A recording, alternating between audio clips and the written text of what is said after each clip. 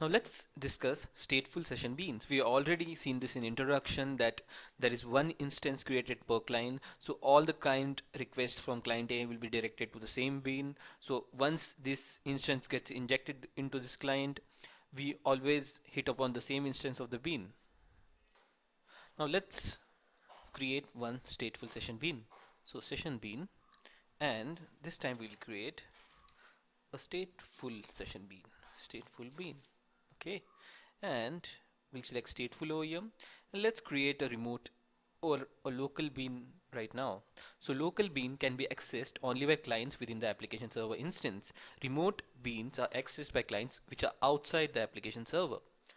Finish. So just like stateless bean, we have an interface and the bean instance. Now, unlike stateless beans, in stateful beans, we can actually store the state because there is a single instance per client. So let's write few methods. So first of all, let me write a method over here. Void set name or set animal type, and let's create this method. Another method I'll create is void set animal total number. Okay, and we'll take an int. This is the total number of animals, total number. Now let's create another method whose purpose I'll tell you later on.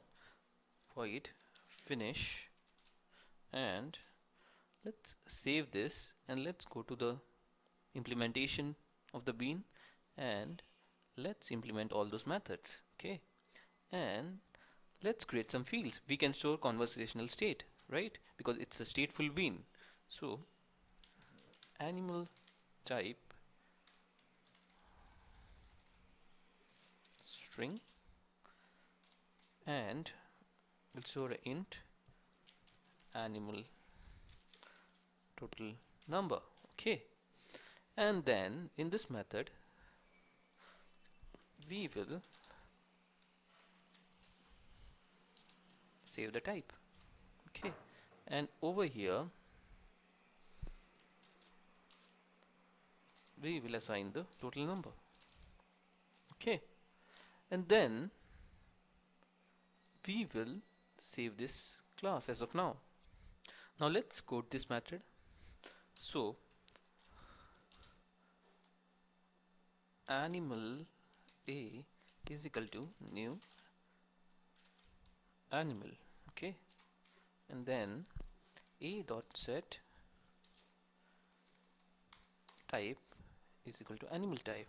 Okay, and A dot set total number is equal to animal total number. So basically all the accumulated values we are finally assigning it to a new animal, and then as usual we'll persist.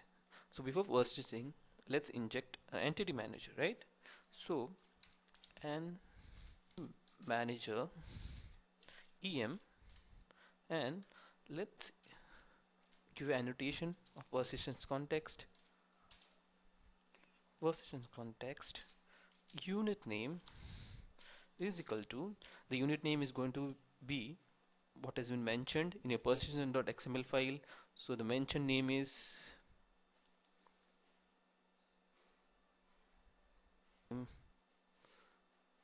so the unit name is this.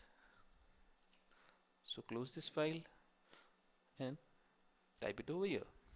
Okay, and then entity manager dot persist A. Okay, let's save and run this example. So before we run this example, let me show you the changes I made to my tester. So over here, instead of stateless bean, I'm now injecting the interface of our stateful bean. Remember, we inject the interface and not the implementation. And over here, I call the set animal type method, set animal total number, and then I call the finish method. So what this example will prove that intermediate state is maintained by the bean. So let me run this example. So over here, right click, select run, The application has been deployed. So let's check the database. So over here in our connection, in our database, go to the connection, go to ZooDB. Let's open the table, view data, and here's our new animal with the total number of 3. So while discussing stateful beans, I had mentioned that it's the client's responsibility to remove the bean. The bean remains dangling in the server till the server decides to remove it if it remains in the server for too long. So it's basically the client's responsibility to clean up after using the bean. So let's code that method for cleaning up the bean. So for that, you just have to annotate one of the method with remove. So remove. So by labeling the finish method with remove annotation, what you're saying is when the finish method finishes or when the finish method ends, the bean is removed from the server. Now instead of annotating the finish method with remove annotation, we could have done something like this. So over here, first of all, let me create a new method. The name is maybe end the bean, and let's save this. Let's implement that method. Over here, select implement all abstract methods, and over here let's remove this off first, and we'll just put or cut this remove from here and put it over here. Now from the client we have to call that method. The finish is not going to remove the bean, so we call my bean and the bean. So the main thing is calling the method annotated with remove. It doesn't matter whether the method contains logic or not, only the invocation of this method matters. Just to bring one point to your notice, it's really not a good thing to inject a stateful bean in a singleton bean. Later on, for all the beans, we are going to see some ideal clients. That section is going to come later on. Now let's understand the life cycle of a stateful bean. So there are basically 3 states. First is when it doesn't exist, second is when it's method ready, and third is when it's passive. So let's understand them one by one. So initially the bean doesn't exist. After that a new instance gets created, and after that all the injections take place. For example, injecting an entity manager or some other resources. And later on the post construct method runs. After that the bean goes into method ready state.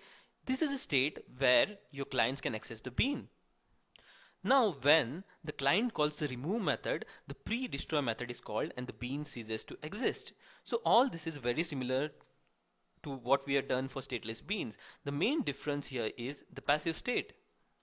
Now as you know, stateful beans hold some state in them. So server, sometimes to conserve resources, can passivate those beans and save it to some secondary storage. So before the bean gets passivated, the pre-passivate method is called, and after the bean comes from the passive state to the method ready state, the post activate method gets called.